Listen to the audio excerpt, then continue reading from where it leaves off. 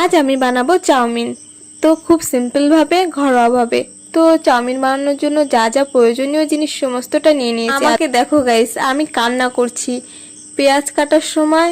আমি সব সময় কান্না করি। কে কে আমার মতো পেঁয়াজ কাটার সময় কান্না করো অবশ্যই কমেন্টে জানিও। চাউমিন বানানোর জন্য যা যা লাগে সমস্তটা কাটছিলাম, যেমন আলু, লঙ্কা, পেঁয়াজ। আজ আমি চাউমিনে আলু অ্যাড করব। তো চাউমিনে তো অনেক কিছুই করা যায় অ্যাড, তোমরা তো সবাই জানো। আমি কিন্তু কোনো রান্নার ভিডিও করছি না, জাস্ট আমি ভিডিও করি। তো আমি যা যা করি সেইগুলোই ভিডিও করে তোমাদের সঙ্গে শেয়ার করি। এমন না যে আমি তোমাদের রান্না করা শেখাচ্ছি। তেমনই আজ সন্ধে আমি চাউমিন বানাচ্ছি, তাই ভাবলাম তোমাদের সঙ্গে শেয়ার করি। আজ সকালে আমি চাউমিনটা আনিয়েছি আমার ছোট্ট ভাইকে দিয়ে, আমার কাকাতো ভাই। তোমরা তো আমার ভিডিওতে দেখতেই পাও, আমার ভাই তো বাড়ি নেই। আমি না আজকে চাউমিনটা বানাতে চেয়েছিলাম না, কিন্তু ভাই এতটা জোর করলো, দিদি আজকেই বানা, আজকেই বানা।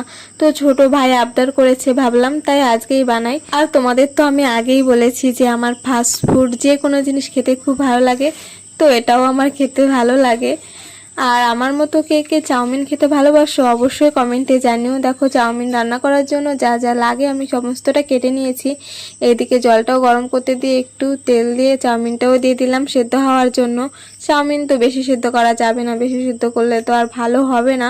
তো দেখো আমার চাউমিন সেদ্ধ কমপ্লিট হয়ে গেছে। এখন চাউমিনটা নামিয়ে নিয়েছি, আর তোমরা দেখতেই পাচ্ছ যে চাউমিনটা কতটা সুন্দর হয়েছে। আমি অনেক দিন পরই আজ চাউমিন বানাচ্ছি, অনেক দিনই হয়ে গেছে চাউমিন বানানো হয় না। চাউমিনটা নামিয়ে জল ঝরতে দিয়ে দিয়েছি। আর এদিকে আমি প্রথমে ডিম দুটোকে ভালো করে ভেজে নিচ্ছি।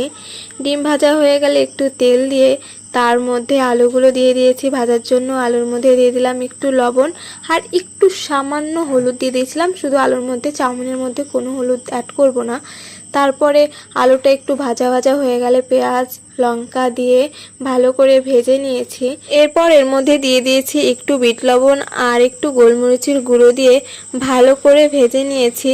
তারপর যখন পেঁয়াজ আলু লঙ্কা সমস্তটা ভাজা হয়ে গেছে ভালো করে, তারপর চাউমিনগুলো আস্তে আস্তে দিয়ে দিয়েছি। আমি চাউমিন সেদ্ধ করার সময় ভেঙে দিই না, যেরকম আস্তে আস্তে থাকে সেরকমই দিয়ে দিই।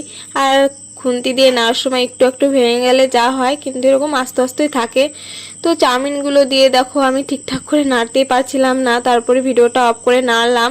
এরপর দিয়ে দিয়েছি একটু লঙ্কার গুঁড়ো, তারপর দিয়ে দিয়েছি সস আর একটু লবণও দিয়ে দিয়েছি, যতটুকু লবণ লাগে আর কি আমাদের স্বাদ মতো ততটুকুই লবণ দিয়ে দিয়েছি।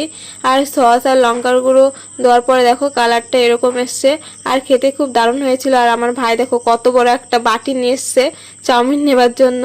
তো ওকে দিয়ে দিলাম চাউমিন, ও বোন বাড়ি গিয়ে ভাগ করে খেয়ে